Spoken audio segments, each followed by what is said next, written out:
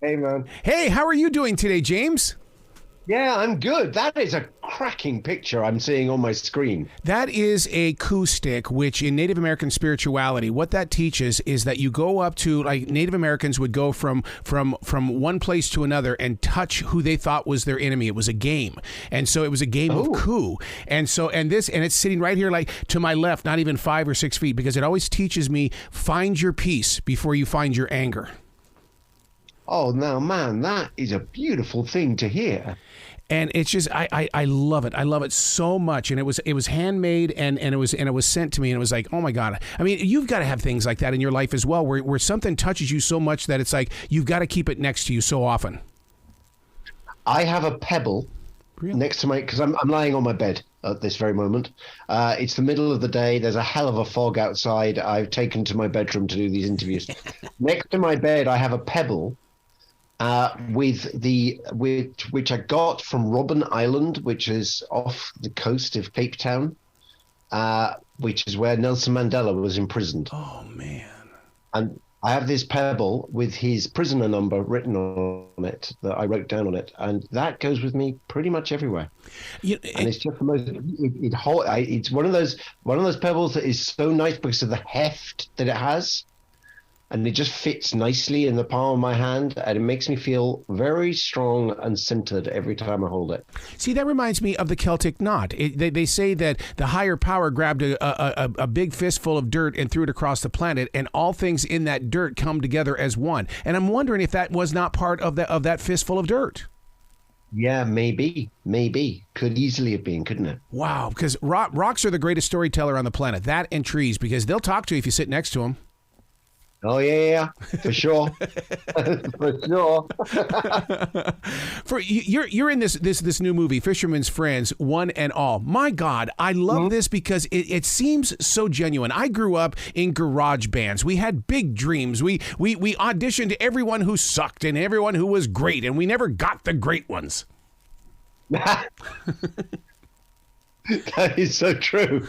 No, it is. It's a lovely film. It's a lovely film. This is the second film that we've done about these guys. There was just more story that we wanted to tell. And the first film went down. I don't know if you had really got it over in the United States, but we had it over here, and it was a big hit. It was a tiny little movie. We made it for like maybe, I don't know, $1 million or something like that, or £1 million. And it took a load of money at the box office. Wow. And it took a load of money mainly because we were going through Brexit at the time, and the country was very fractured and polarized by that. And this was a story about a community and a village and friends and family. And I think a lot of people attached themselves to it. It was kind of like a cinematic comfort blanket. And then the next part of the story was that the band. So the Fisherman's Friends are a real band. They're a real bunch of fishermen, lobster fishermen, who also were singing sea shanties on Friday nights in the local harbor to raise money for the local lifeboat people. And one summer, a big A&R guy from a big recording company came down to go there on vacation, and he saw them, and then he signed them for £1 million. Wow. And then they made an album, and the album crashed into, I think, number 5 or 6 in the album charts. And then they started winning awards, and they started going on tour. Now there are only 2 bands in the history of the world that have had 2 movies made about them. One is the Beatles, and the other one is the Fisherman's Friends. And there's now a big Fisherman's Friends musical that's touring the country and about to go into the West End next year. I think it's going to Toronto, actually, for a month over January. So, it's a heartwarming story about this extraordinary bunch of people whose combined age is something like 659. Oh my God. These are not youngsters. They are old boys, but they sing beautifully, and the songs have such great soul to them. It's well worth going just to listen to the songs. Wow. I'm glad they're going to Canada. And the reason why, I grew up in Montana, so we watched a lot of Canadian television. The Irish Rovers took over our household every weekend. And that's right. That's what I picked up on this movie. I'm going, oh my God, this is like watching the Irish Rovers. That's right. That's exactly what it is like. Folk songs, proper songs that come, what's his name? Guthrie, Woody Guthrie would have really loved this film. With that idea of, songs that come from a very specific community. And the great thing about shanty songs, of course, is that they are songs that are called call and return songs. So you have one lead singer, and then he will have those lines repeated back to him. So they're incredibly easy to learn. Then one of the things that we have the album in our car. I've got young kids, and without a shadow of a doubt, every time we get in the car on a long journey, it's that they ask for. I'm not shocked. I'm not shocked because we live in this content-driven generation right now where we want more than just something that gives us the hook of a song in 25 seconds. And so, I mean, when you say it's about storytelling, that to me is what we're embracing these days for entertainment. Yeah. I think so, and I think the songs reflect the movie, and it's shot down in Cornwall. We shot the second one during lockdown down in Cornwall, and which was weird and strange because the whole village was completely shut down, and we found that we weren't allowed to then film in the pub or in people's homes because of the ventilation problem. But that meant that the film was opened up out onto the beaches and the headlands and the cliffs, and suddenly we had a much bigger movie than we thought we did. See, there's James, there's going to come a time where people are going to say, "You guys did what? You locked down. What does that mean?" But I mean, each one of us have so many different stories about what we experienced during that lockdown. And on this side of it, it's like, wow, we needed that so that we could become stronger as entertainers and as artists. Yeah, I think it had, we all know that it was terrible. Yes. For so many people. I wouldn't have wanted to be on the 17th floor of a high rise for all the tea in China. But I live in the countryside, so I had the countryside to deal with, and I just had my family around me. And we had my father-in-law living with us at the time, and it was an incredibly special time because we couldn't do anything else apart from be with each other. Mm-hmm. There was no sense of I've got to go to work, I've got to do this, I've got to do that. We just grew veggies and we ate. We drank too much and we talked long into the night, and it was a really lovely time for us. This movie, Fisherman's Friends, one and all, is very special in my heart because I've got a very good friend who's a journalist in Ukraine. And as I was watching this film, it reminded me so much of the stories that he's telling me, because his sole job over there is to preserve the music of the Ukrainians. And I really honestly thought I was watching what he has been sharing with me. Really? That's so interesting. And that must be because that's critical in Ukraine, because what the Russians are trying to do is destroy that culture. Yeah. It's so important that culture and the songs and the stories and the poems, that has to survive, because it's only through those things that we then move on from into a different kind of world, isn't it? You have to have those things have got to survive. So, God, props to him, dude. So when you were putting this movie together, or even auditioning for this movie, did you feel like that you were auditioning for a real, honest-to-God band? Do you know what was strange about it was I was on the first film. I'd never heard of the Fisherman's Friends, right. And I read the script on a Saturday morning, and then I was eating lunch. I listen to the radio a lot. I'm a real radio nut. And I was listening to the radio in the garden, and suddenly they came on. And I went, oh, my God, it's the guy that I just literally read the script for this morning. I can't believe that. And then I was just really taken by them. I went down to Cornwall. I'm now, pretty good friends with them all. And I go down to Cornwall now. The first film we shot maybe 4 years ago now. And I've taken my kids down to the village where we shoot. I take them down for 10 days every summer holiday now. It's become a part of our family. So I'm incredibly grateful to these movies. Wow. For getting me into that world. It's a beautiful world to be in. The music that's featured in the movie, is it their music, or did you write the music for the movie and stuff, and then it grows from there? No, it's not their music. These are these are 17th century rock and roll songs. These are songs that have been being sung for 300 years. So and they keep discovering more and more of them. So they'll find them, they'll record them, they rehearse, record, take them out on tour. And, they're all songs that they always have a good, strong rhythm, because it's oftentimes they're songs that were performed and sung on the boat, on the ship, while they were pulling up sails.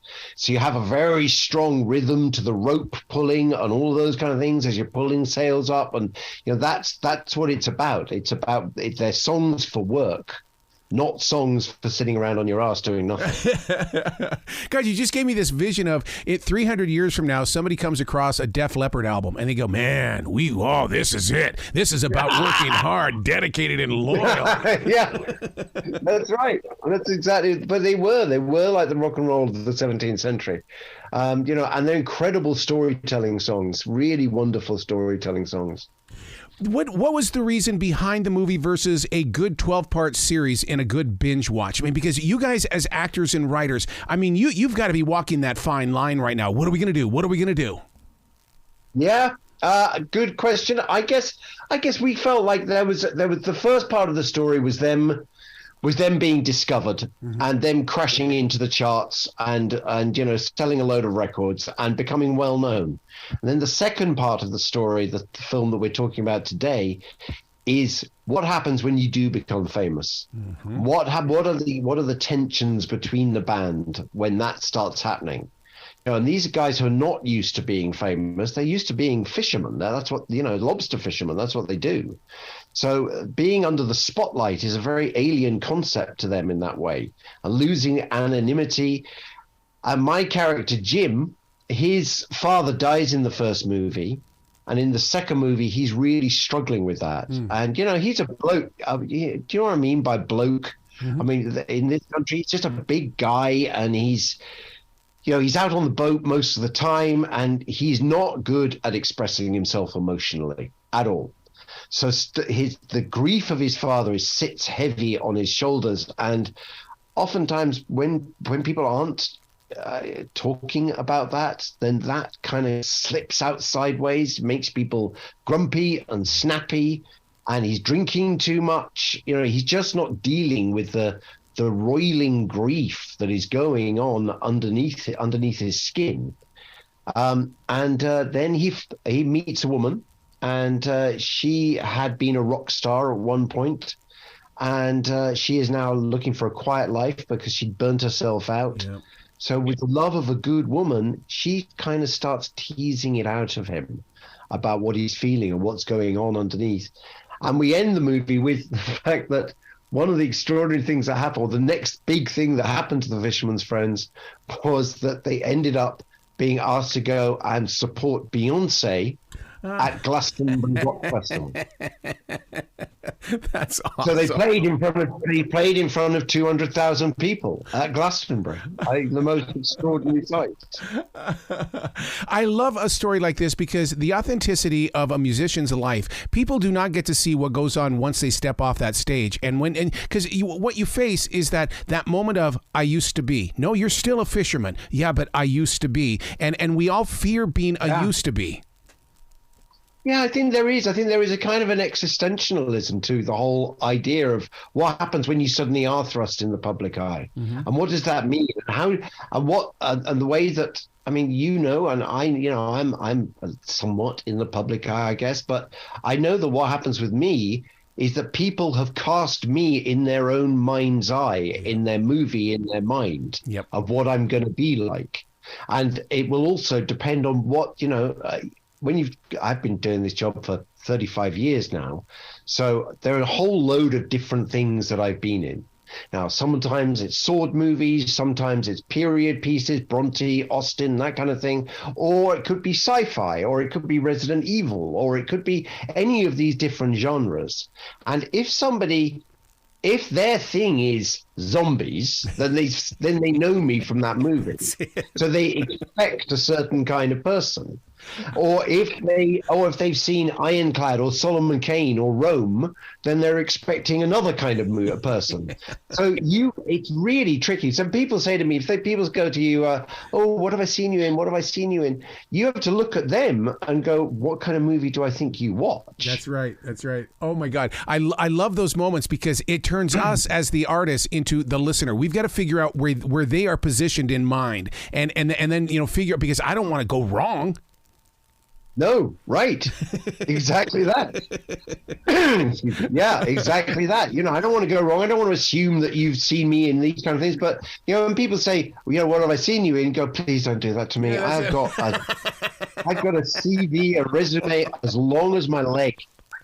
And don't make me go through it, because I know that you'll just be going, no, I didn't see that. That's it. No, I didn't see that. That's like when people go, where can I find you? Just Google. I there's no reason for me to even tell you. Just Google it. Yeah. Well, James, you've gone from the stage to movies. To be on that stage is one thing, because you are talking with the person that's up there in the nosebleed section over there in the corner. Now, how do you take that to the movies when you can't see who you are entertaining? Oh, yeah, good point. Interesting question. Yeah. You can't. I guess you're just playing the scene, aren't you? You got to play the scene. You got to be true to yourself. You got to true to the character. And one of the things I think actors or any artists learn as they practice their craft is, one of the things you start learning is simplicity. Oh yeah, being simple. Because there are oftentimes so many different things flying around in your head when you're acting, and just trying to be as simple as you possibly can.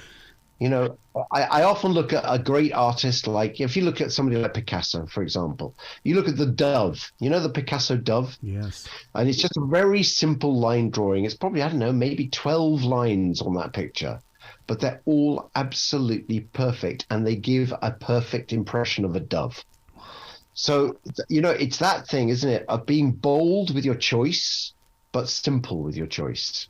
Mm-hmm. And as long as you are being true to yourself and as simple as you can be, that's going to come across, and that will hit home to an audience. I often think that actors and theater and film, they are kind of like a social work in many ways. Yes, it's so true. Well, because it's a thing, isn't it, where people watch you, and one of the things that acting does is, or theater does, or movies do, is it makes people feel less alone. Yep.